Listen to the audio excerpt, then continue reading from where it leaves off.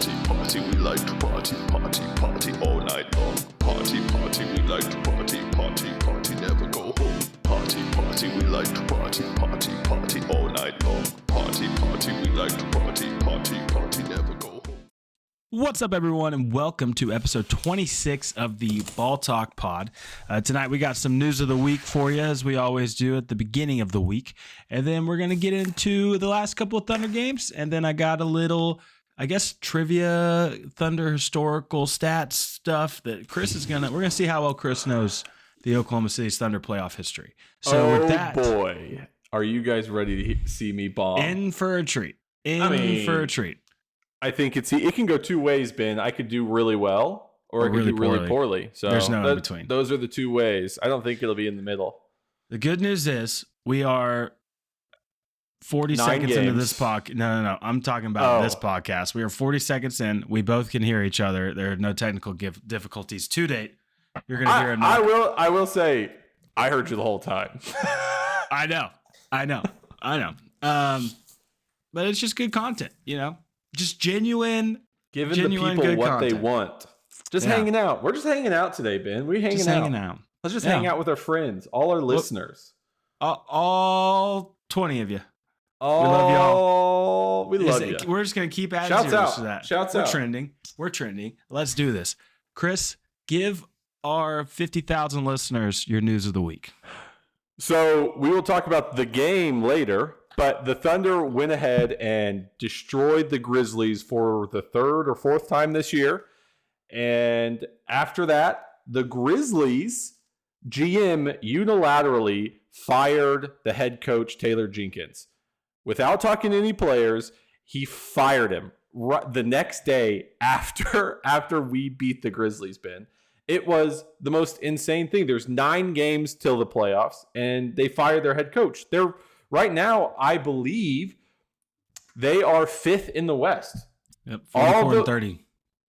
All the hopes and dreams of playoff victories in front of them. They're waking up the next morning with thoughts of gumdrops in their head, but not without their head coach. Their head coach is gone, and since then they went on to lose to the Lakers the following night, where it was a pretty close game in the fourth quarter, and then the Lakers just took off, and the Grizzlies had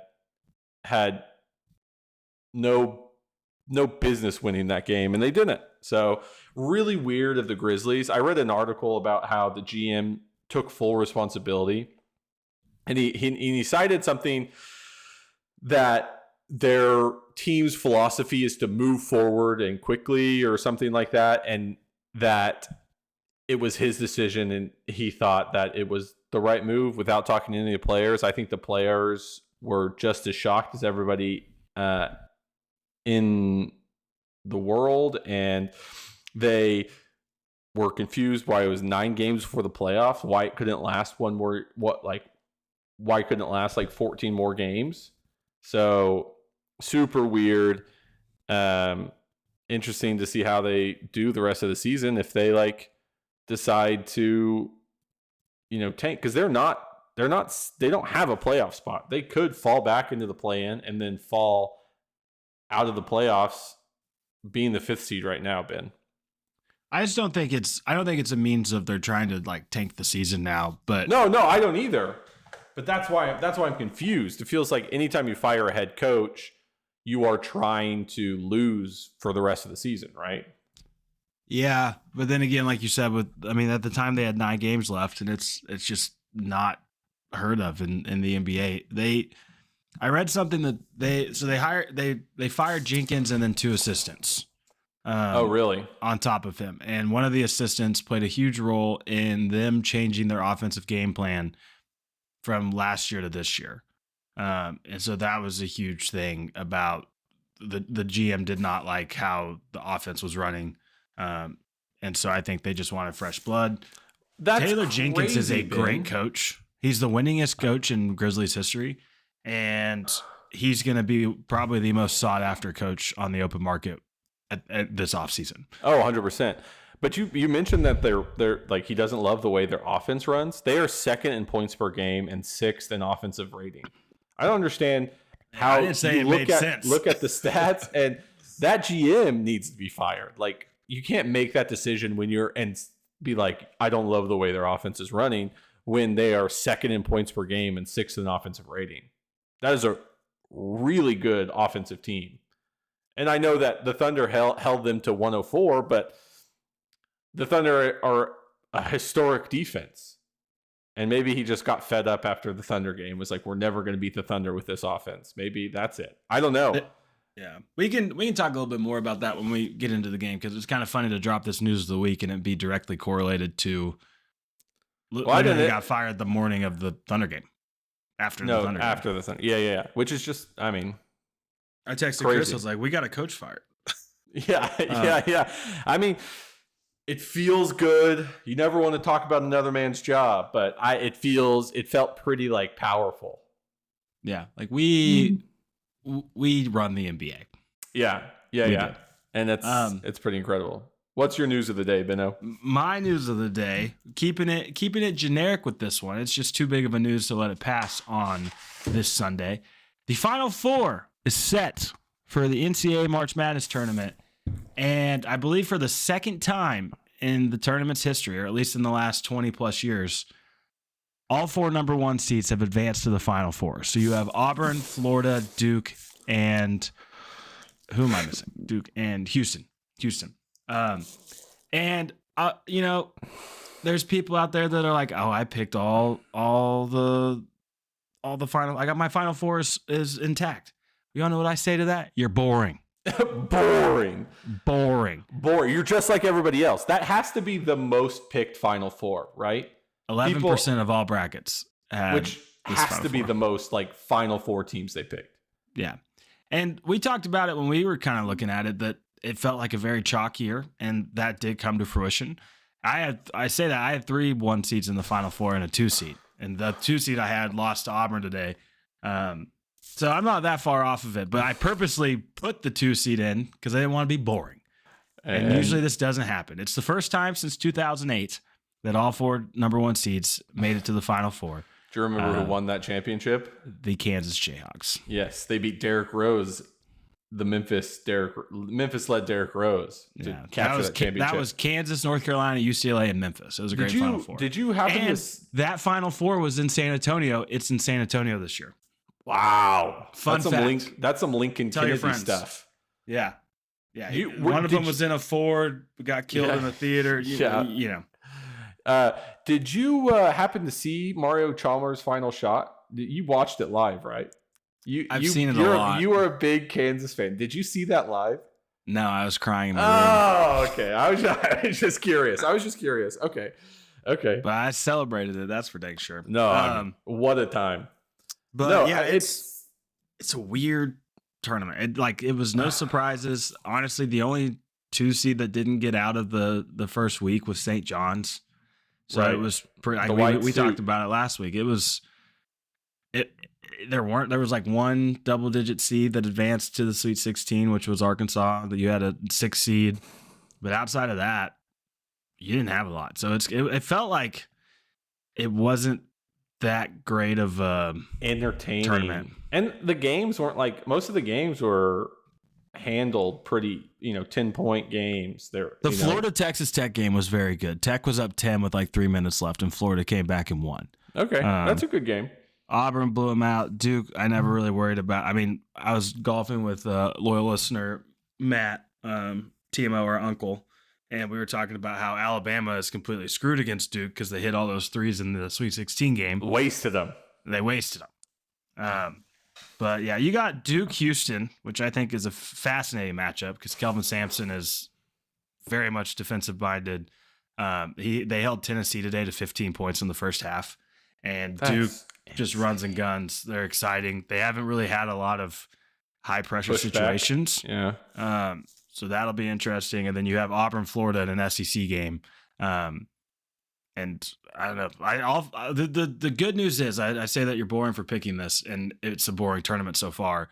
The 4 best teams made it to the Final Four, so we should get 3 very entertaining games, or at least good games. So that's the hope. That's the hope. I hope this means next year it's just like no 1 seed. Chaos. No one Chaos. seeds make it out. It's like a 11, 4 12. 16 seeds win. That would be chaos, Ben. Yeah. But before we move on to the Thunder, I do want to give, I know you have a couple other pieces, but my mother in her bracket challenge picked all 8 of the Elite 8 correct and all 4 of the Final 4 correct. And wow. She does not fail to let people know that, but she just isn't on the podcast. So I wanted to relay that information to the people in case you have not talked to my mother in the last 48 hours. Shouts out Jane. Shout out Jane. She knows college basketball. She's Maybe a basketball savant. Next year we need to have her on the pod just to give her take.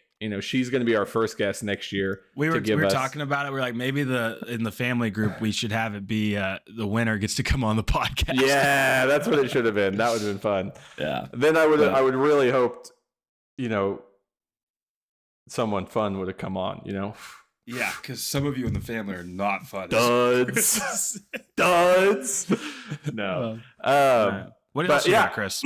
So shout out the OU women for making it to the Sweet 16. They got beat by UConn this weekend.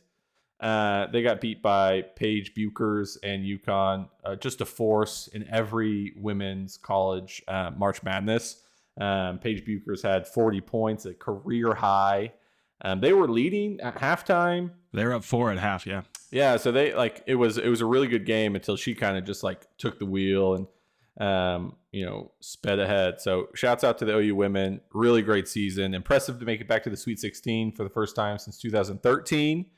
So hope in the future, I think Jenny's going to be able to get them there more often than not. I think she's a really good coach. Yeah, I think especially with the new recruit we got, you can expect them back there next year. Hopefully as a 1 seed, moving on to the Elite 8 and then the Final 4.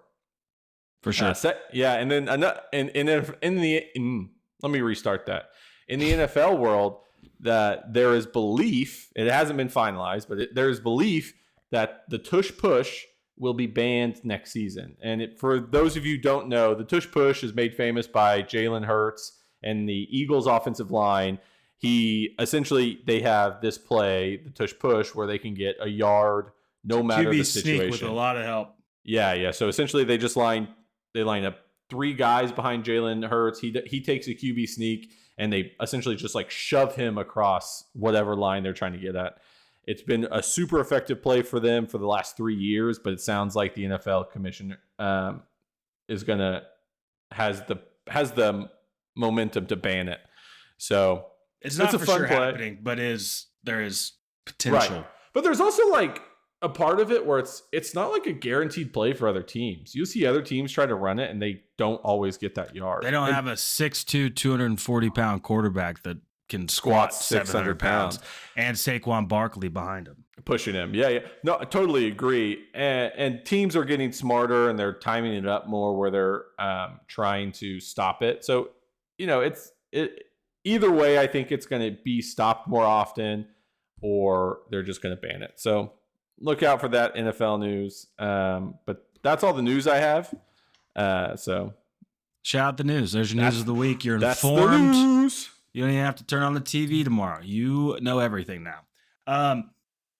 So since we last talked, the Thunder have gone 2-0 with a victory over the Memphis Grizzlies in Oklahoma City on Thursday night, along with another victory in Oklahoma City over the Indiana Pacers on Saturday night in 2 games that were not close, which is not surprising at all with this Thunder team. Nothing shocks me anymore. Especially if it's a win. If they lose, that actually does shock me. That would shock me, yes. But let's see. What was the Grizzlies' final score? Computer is being Grizzlies' slow. final score. Okay, the Grizzlies' final score was 125-104. With 7 minutes and 20 seconds left. Big of a blowout. Yeah. When 7 minutes and 20 seconds left, it was tied 99-99. The Grizzlies, with 7 minutes left on the clock, scored 5 more points, while the Thunder would go on to score 26. It was a masterclass in those final 7 minutes. Well, and I think what happened was, and I haven't done the math on it, but the Grizzlies were leading, and Lou Dort is past the ball with like 2 seconds left on the shot clock, hoists a shot that almost hit the Jumbotron and just fell perfectly. And like from that moment on, that game was over. Like defensive intensity revved up, people were hitting shots, and then all of a sudden you were seeing the G Leaguers at the end of that game. And the game the Thunder were losing with 7 minutes left. Yeah, it was like a Lou Dort 3, a Lou Dort steal, a Lou Dort pass to Shea for a dunk, a Lou Dort 3, a Kaysen 3. It was all that in like 3 minutes, and then it was just like over. Yeah. I mean, the good thing about that game, too, is that was Dub's first game back. So Jalen Williams came back from injury. He missed 7 games. He looked decent. There was obviously some rust because he was out for so long, but he was 6 of 12 for 20 points, had 5 rebounds, 4 assists, played pretty well. But you could tell there were some shots where you're like, you normally don't miss that. And he was short on a lot of them. Chet played. He didn't play that great. He was 2 of 9, 4 points, 9 rebounds. With him, I don't know if you've noticed this, and I don't know if it's just because I have him in my fantasy league where blocks count, but we're playing him at the 4 so much. He's not at the rim as much, and he's getting like maybe a block a game since he came back in a guy that averages closer to 3 a game in his career. So it's just so interesting. I mean, it makes sense. He's chasing around, in the NBA now, a power forward's basically a guard. So he's chasing a 4-man around instead of being at the rim contesting drives and even the post player that he would be guarding that we saw last year. So that's just interesting to me. I'll be curious, as we've talked about before, when the playoffs come, is Chet the starting 5, and Hartenstein off the bench. That double big lineup looks really good, though. He's not getting blocks, but the offense looks really good and the defense is really passable. So, and the rebounding, not a problem. So good, yeah. I mean, we out. I mean, I don't have a stat, but it just feels like we're out rebounding every team now, which is not something I would have said about this team even 6 months ago. And it's not even like they're like Hartenstein and Chet are getting 30 rebounds a game. They're not getting each getting 15 rebounds a game. It feels like they're swallowing so much of the opposing players in the paint that our guards can come in and get 3 or 4 extra rebounds a game each and extend those possessions. So it's just all around great rebounding. It's not like you're seeing Kaysen Wallace all of a sudden has 8 rebounds. It's like, no, they all have 3 or 4. Right. But no one has 0. Outside of, Lou Dort had 1 offensive rebound in this game. But everyone else had at least 2 or 3 defensive rebounds. I mean, Kaysen gets in there. Isaiah Joe, shockingly enough, is a guy that always seems to come up with 1 or 2 rebounds a game that he shouldn't. I mean, just because he goes and puts his nose in there. He did too.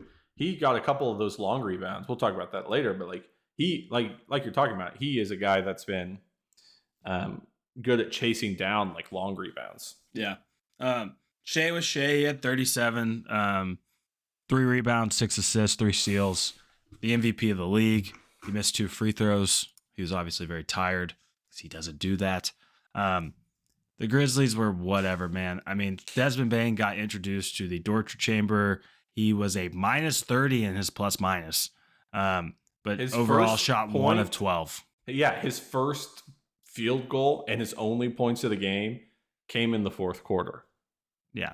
And Ja didn't play. We haven't mentioned that. Ja did not play. So Ja had the Lou flu. Yeah. But Desmond Bane's a good player. Jaren Jackson Jr. had 27 points. I felt like he just hit some timely for threes. He was 5 of 7 from 3. So, but yeah, Memphis just, you almost felt like it was kind of not just we're getting out of here because Ja's not playing. But it just, you could tell as soon as the Thunder flipped the switch, that game was pretty wrapped up. Right. And then we wake up the next morning and their head coach is fired. Right. So, we'll see what happens to them. They were a team that was even competing for the, the second seed for a lot of it. And on Twitter and X and all that stuff, whenever you get on there, the Grizzlies were talked about as what the Thunder are now 2 years ago. Right. And then Ja had all of his stuff happen on court and off court, injuries and suspensions. Last year was their just crazy injury riddled season. Well, and Jaw getting suspended, like you talked about.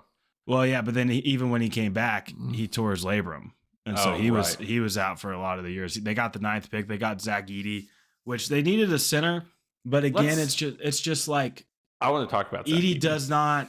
He's not an NBA player. He didn't even start against Let's talk us. about him a little bit.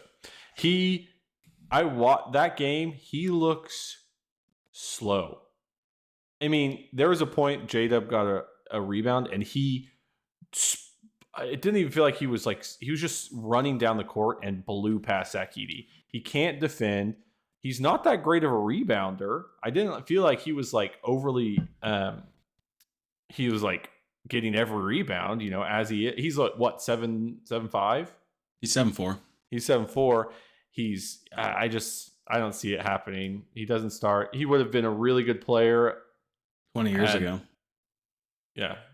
I mean, but I just don't see it happening in the modern NBA for him unless he gets like more agile. You can see guys like Wemby and Chet and Kevin Durant, for that matter, who are more left to right, up and down, who can move with the ball and without the ball. They can survive and thrive in the NBA, but Zach Edey's just too much of like a lumbering sort of player.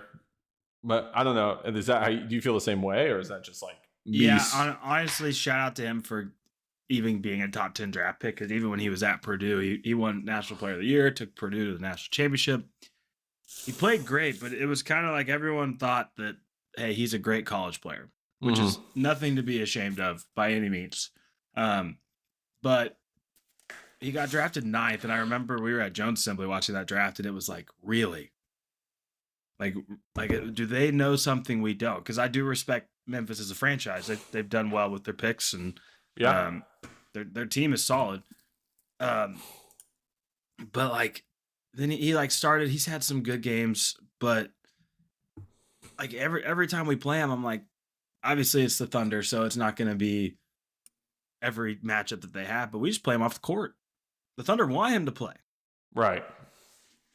Because in the NBA you have to switch like the best players, and it's why the Thunder are so good defensively, regardless of who's been hurt and who's been available. When we've had Chet and Hartenstein, our 5-man can switch on and at least contend a point guard or a 2-guard to the point where it's at least a contest, and not just like a blow by layup and there's no one at the rim. And Edey doesn't provide that. So in today's NBA, it doesn't work. I could see him being just like a career journeyman where he's a backup and kind of plays 10 minutes a game and probably doesn't play in the playoffs. Maybe he's the next Boban.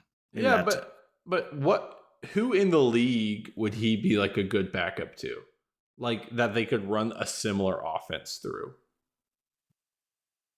I mean, you say that though, like Jonas Valanciunas backs up Sabonis, and I kind of view Valanciunas almost in the same mold as Edey, just not as tall. Probably shoots it a little better in terms of mid range, but he's another player in the Pelican series last year that it was like, no, please play him. Yeah, please. It's like you see it in the NBA all the time. Like whenever Adams and Cantor, we had Cantor in the playoffs, and it went viral of Billy Donovan leaning over to an assistant coach saying can't play Cantor. It's because they like in the playoffs you hunt mismatches, which is why the Thunder are in such a good position this year. You can't really find a mismatch because even like I said, our bigs can switch out and contend and do what they need to do, but it's Edey does not fit that mold. So we'll see how his career shapes up. But if I'm a Grizzlies fan, and that's who, I mean, not that it was a great draft by any means, but they kind of at last year, I remember it was like, this is going to be kind of crazy because Memphis was so good last year. They had just a crazy season where they're going to get a high draft pick and it's going to be a part of their core. And then you end up with a guy that you can't play in the playoffs as a top 10 pick. So, and then you fire your coach with 9 games left. So Grizzlies fans are in for some tough sledding, tough basketball. Yeah. But there's your Grizzlies talk. I mean, I'll ask Chris this about the Pacers game because I was not in attendance for that game. But the Grizzlies game, even as we were coming back and then went on that big run, it got loud, obviously, for that. There was like Hartenstein had a jam. We didn't even touch on when he looked like he tore his entire leg off. But thankfully he popped up and was fine. But you could kind of tell, and I don't know if it's just a me thing, but just like the crowd's like, you know what? We love good basketball. We are ready for the playoffs. Like, Yeah. we're still into it, but we already have everything locked up. Get us to the playoffs. Yeah. Yeah. Speaking of everything have locked up, it's the most stress-free I've watched basketball all year. Not really. I just want to watch good basketball, watch some things happen. If we don't win, it's also who we're playing. It's like, we're not, the Celtics aren't in town right now. No, 100%. But it's like the most stress-free I've watched basketball in a long time.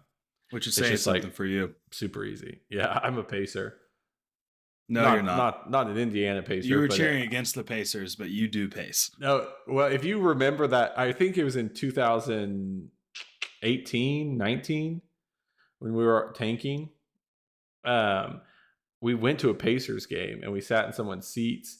It was before we had tickets, and I started cheering for the Pacers because I knew we had to lose. And the guy behind me turns around and yells at me for not supporting the Thunder. I was like, he doesn't know I'm supporting. He doesn't know that you're actually supporting him better than he is. Right. Yeah. I'm a better fan than that guy. Yeah.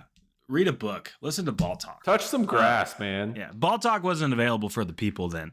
So Right. he didn't have this means to get educated. But Chris, talk to me about the old Pacers game, man. How was the vibe with that game? Like I talked about, I wasn't super worried, especially like Eastern Conference teams. It's like we're not going to see them unless they make it to the finals, and then I can be a little worried about it. They hit a lot of threes in the beginning and kind of kept it close. Midway through the second, it was like a tie game, 41-41 with 4 minutes and 38 seconds left. And then Shea came back in and we had a 12-point lead at half. So super, super good, like 4 minutes there. And then we just never relinquished the lead after that. It got down to like 6 points, but we ended up winning by 21. So I really wanted to win by over 20 when those other guys came in. Like you talked about, the crowd just wants to see good basketball, not super loud. But the only thing to take away is that like Isaiah Hartenstein did not start the second half, and the Pacers were trying to hunt the low post with who's there? Not Roy Hibbert. He's an old guy. Who's there? Miles Turner. Miles Turner. And Miles Turner was able to get his way in the post some, but not every time. We ducked around and got some steals. But after the game, Mark did his classic, like, we're not going to talk about Isaiah Hartenstein thing, but Isaiah Hartenstein went on IG Live with his sister, and apparently like 40 guys were like in his sister's IG, like asking him, how's the hip? How's the hip? He's like, my hip's fine, guys. It's like, he's just I'm just helping my sister. I'm just, my hip's good. I'm thanks for the love. My hip's good. So it sounds like he's doing well. It's probably one of those abundance of caution where they're just like, we need you for the playoffs. If you feel tired or sore at all, we're going to take you off the court. We'll just put you in the locker room, get you treated, get you ready to leave. I'm not super worried about the injury. He fell a little bit one play and kind of like rolled around for a second, but popped up and then played the rest of his like usual stint. So I was like kind of weirded, or not weirded out, but I was like shocked a little bit that he didn't come back out. Yeah. So especially one of those, it's like usually those injuries, you see it happen and they walk off and don't come back, instead of like you go to halftime and they're like, oh no, he's just not going to play. But in that game, Chet was already out for injury management. So was Jalen Williams. And so was Jay Will, the big Jalen Williams. So the Thunder played the second half without any of their centers. It was like small ball again, which is honestly, Mark probably wanted that. It's like, hey, we haven't really run this recently. Let's have a half here. Hartenstein, you're good. Hit the showers. Kenrich Williams played the 5, played really big, played really well. He's really come on and played really well. Another one of those games that Shea was trying to like hunt people and make sure that they're confident going into the playoffs and that they can make shots. So I thought it was interesting. Mark changed up Shea's rotation with this game and had him start the fourth because from my understanding, it was because Dub was playing so well that he kind of let him control that third quarter. Dub was playing with a lot of force. I felt like it's something like maybe he thought we could have control through the third quarter, but he didn't want to lose that control in the fourth. There has been portions of the season where that early fourth quarter stint, there is some of that where the opposing teams will come back and make up some ground. Yeah. Instead of being up by 15, we're up by 6 or 7 when Shea checks back in. So maybe it's probably a little bit of both where he's like, I want to control the fourth quarter so that I can sit these guys later, so we're not in he could give any hole. Reason and I would believe him. And it's a good reason. Like, yeah. They with that game, we didn't even touch on this. With the Grizzlies win, and that set a franchise record for 61 wins in a season with 9 games to play. They're now at 62 after the Pacers game. Just an insane regular season that's not even over. I mean, if they win out, they get to 70 games. I don't think that's going to happen just because I bet they rest some players. Right. But, I mean, when we've rested players this year, we've also won. So it's... And I feel like the games we will rest at the end of the season, we rest, New Orleans and then the Jazz are the last 2 games of the season. 2 teams who are probably trying to tank.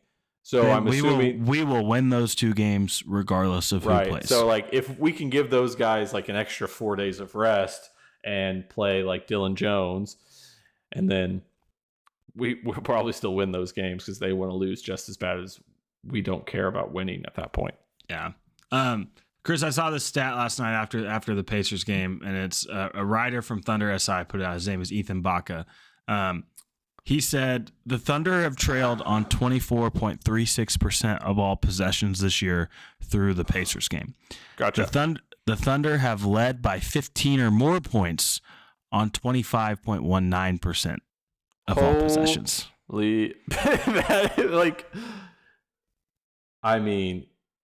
That is dominance. An all-time dominant regular season. That is dominance. And for people to like look at these stats and to look at the way the Thunder have been playing and be like, we want to see the Thunder in the playoffs. That's the team we want to play. You know? Good luck. And I let me talk a little bit about life. When you are the way you play, especially in like the NBA, like if you are a good team and you play hard every night, you usually carry that into the playoffs. It's very rarely that you see a team, and it takes a very special player like Luka Doncic, where you see a team elevate their game that much in the playoffs. So to have a team that can go through the regular season and have this really highly elevated game, it should speak volumes that they're going to keep that game elevated in the playoffs while other teams are trying to raise to their level, which is a lot harder than just playing the same game you've played all season. That's all I'm going to say about that. For sure. It's one of those things. It's just like, you know what? The Thunder have nothing left to prove in the regular season. Just get to the playoffs and then healthy. That's the biggest thing. 2 other players that played really well this game. Isaiah Joe, 5 for 7 from 3, gave some really impressive plus 10, 19 points, 27 minutes. And then Lou Dort, of course. Where are we without a Lou Dort every week?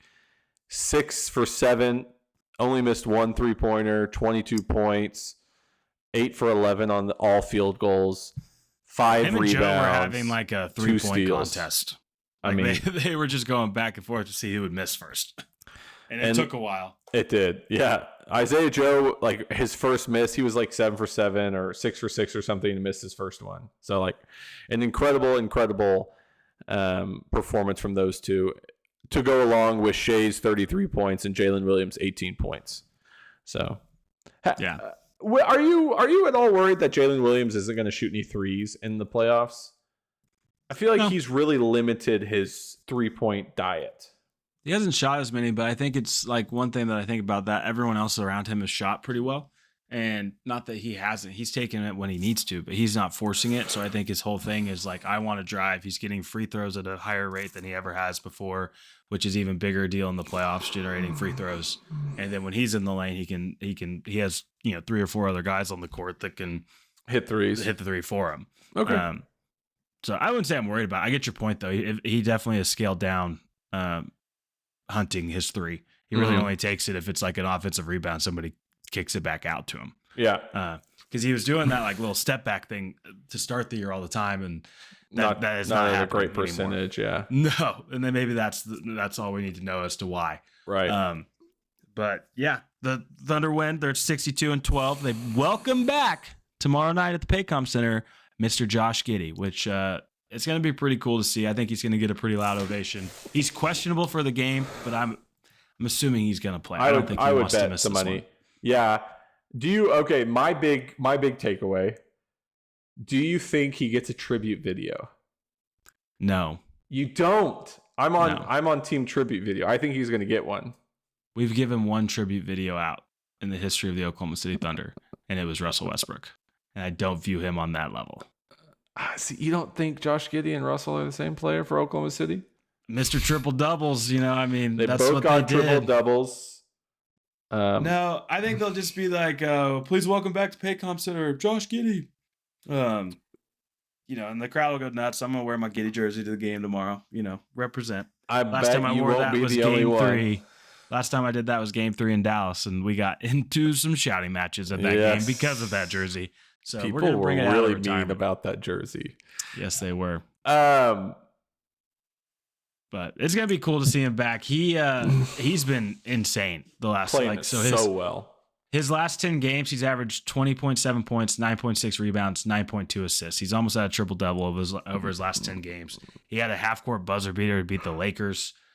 So much so that like Twitter's saying that the Thunder were fleeced and we should have got more for him. And I was like, it's just funny because he was not that player 8 months ago. Whenever the trade happened, they were like, the Bulls were fleeced. How did they not even get a draft pick back for Caruso? And now it's flipped. It's like, okay, this might be the definition of both teams might have won the trade. Yeah, which is it's awesome. A win-win for both teams. Alex Caruso gives us so much off the bench, and Josh Giddey is able to thrive and kind of play his own game in Chicago. So super cool to see that. The craziest thing is going to see how Mark guards him.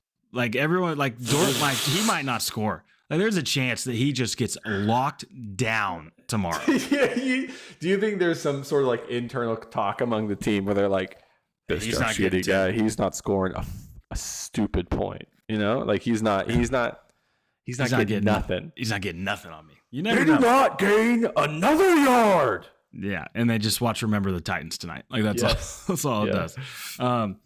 Yeah, it'll be cool to see. Excited for it. I think it'll be a fun crowd, especially as we've mentioned that it feels like everyone's kind of waiting for the playoffs. So it'll be fun to see it. All these games have been pretty well attended too. For sure. I feel on like weird weeknights and stuff. I feel like it's been everyone's full. kind of, I want to see this team. I may not be able to see them in the playoffs. I want to see them as many times as I can. Tickets are, being bought up pretty quickly. I think it's nice to see a lot of people playing out. Crazy, so there's not like markup because of the team that's coming in. But yeah, Giddey's back in Oklahoma City.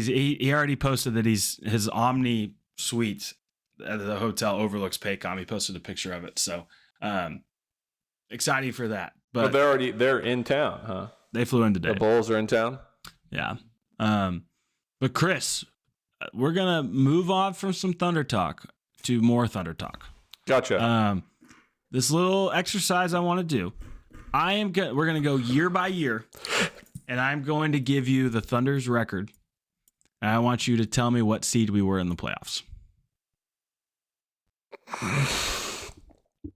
The NBA overall seed or just in the Western Conference? Just in the Western Conference. Yeah.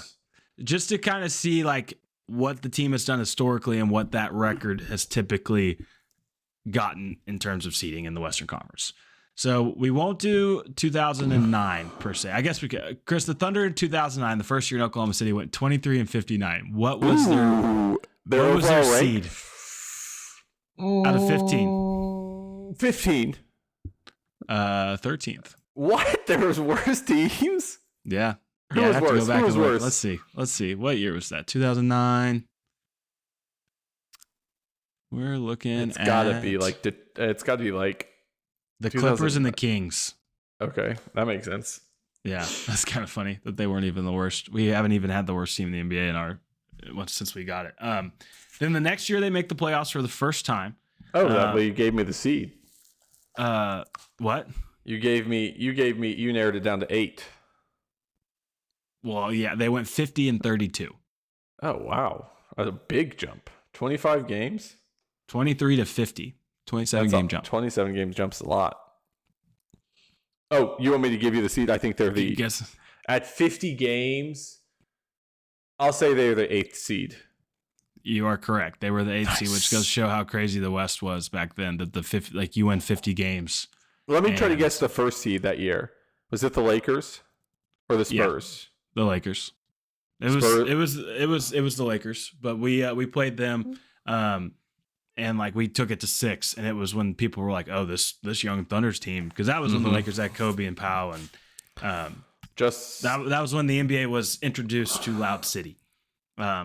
They won that year, 2009. The Lakers did. Yeah, Lakers won. So that was 2010. So 2011, the team goes 55 and 27, goes to the Western Conference Finals. What seed were they? They were the 3rd seed. 4th.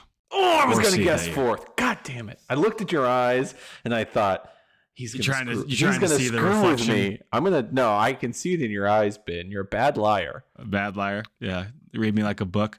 So the next year, 2012, we go to the NBA Finals.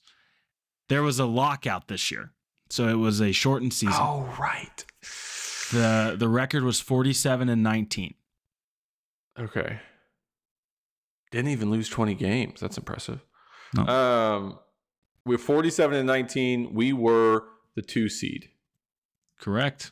Nice. Correct. Who was above us? The Lakers? That's what I'm checking right now. Let's see. The Spurs. They were 3 games ahead of us. And that was in 20. You said 2012, so the Mavs won that year? Yeah, we beat the Spurs. Well, no. That was the year we went to the finals. 2012 we went to the finals. Heat won. That's right. Yeah. We lost to the Heat, beat the Spurs in the Western Conference Finals. We beat the Mavs round 1. Gotcha. 2013, the team goes the Mavs year. 60 and 22. This is not the 1 Mavs seed. year. The Mavs won in 2011, the year before we went to the finals. Never mind. They were the 1st seed, 60 and 22. They were. That was the year we set the franchise record for wins. And we lost to. This was the year that Patrick Beverley took out. No, Patrick Beverley took out Russ's knee, beat the Rockets in round 1, and then lost to the Grizzlies. That was probably the best team we had and didn't win a championship because of injury. So moving on to 2014, Russ is back. The team goes 59 and 23. 2nd seed. Correct. Nice. Correct. We lost to the Spurs in the Western Conference Finals that year. And they won the finals. Yes, that was LeBron's last year in Miami. Then 2015, the team goes 45 and 37. Was that when did Katie break his foot? That was part of it was Katie had some injuries and so did Russ, but I think 2015 45 you said? 45 and 37. 45 and 37 we were the 6th seed. We were the 9th seed and did not make the playoffs. Oh, okay. Yeah. Okay. There's your curveball. That was my curveball. Okay, then we're going last year. Katie was here 2016. They were 55 and 27. 3rd seed. Correct. 2017, this was the first year post KD. We are 47 and 35. I feel like that we didn't make the playoffs. We made the playoffs that year. This was Russ's MVP year. The 8th seed then. 6th seed. We lost to Houston. Oh, right. Yep. And then 18, the first year of Paul George and Carmelo Anthony. We were 48-34, so literally just a game better with Melo and PG on the team. But here's what's interesting. That's very funny What to seed me. do you think we were? I think we were the 4th seed. No. Oh, we were the 4th seed. We won one more game and went up to the 4th seed. Yeah. And then the next year, PG and Russ's last year, we were 49-33. So the team was playing better. But what seed do you think they were that year? 3rd seed. The 6th seed. Oh, really? It's Wow. just, I'm telling you, it just goes to show how year to year the records are so skewed based off of, the competitive landscape, obviously. But there's not like a consistent, like, oh, if you win 45 games, you're usually a 6 to 8 seed. It all depends. 2020, the team goes 44-28, goes to the bubble. Right. And we did make the playoffs. We did make the playoffs. We played Houston in the playoffs. Yep. They would have been the 3rd seed, so I'm going to guess the 6th seed. We were the 5th seed. It was the 4-5 matchup. Okay. And then, just for the sake of time, 21-22, we did not make the playoffs at 22-50 and 24-58. 23, the team, this is close enough. We were but 1 seed. 23, we were 40-42. Oh, we didn't. We made the play-in and lost the first game of the playoff, second game of the play-in, right? We won the first one, yeah. And then last year, the team 1st seed is the 1st seed. You've already said that at 57-25. And then this year, that's crazy to me that that was we were clawing our way to the 1st seed. We were right now as the games were happening, we were on our edge. What's Denver doing? Right. The Spurs hit a game-winning shot against them when they were tanking last year to push it back to a tie. And the Thunder ended up winning out because we had the tiebreaker. But right now, no other team in the West has won 50 games with 8 games. Some will, 2 or 3 will. But it's just, man, the Thunder are running away with it. They have a 14-game lead. But I just thought that was interesting because it just goes to show how year to year you could win more games, but you might have a worse seed just depending on how everything else is played out. But yeah, it's kind of crazy. I don't know. 62-12. The other big thing that's coming up before we wrap up, the Thunder have only lost 1 game to an Eastern Conference team this year. The record in a season against a single conference, which obviously is usually a Western Conference team versus an Eastern Conference because you only play them twice each versus your own conference. The record is 3 losses in a year, which was done by the Warriors, a decade ago, give or take. And the Thunder have 2 games remaining against the Eastern Conference. Out of the 8 games left, they have the Bulls Monday night in Paycom, and then they have the Pistons Wednesday night in Paycom as well. That game's on ESPN. So if the Thunder just at least win one of these games, they will have set the NBA record for the best record against another conference in the history of the league, which is honestly kind of shocking that it hasn't happened before, but then it just goes to show the only game we've lost in the Eastern Conference is that first game against Cleveland, which was one of the games of the year. Right. It goes to show that any night, any team can beat any other team in the NBA, no matter how far ahead you are in the standings, no matter where you sit in the standings. An NBA team can go out and hit all their shots and beat any team.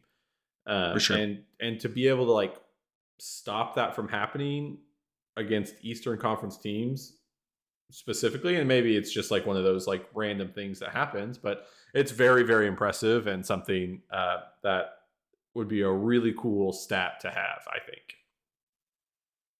So we're not going to hang a banner for it, but it'd be cool to be known for it.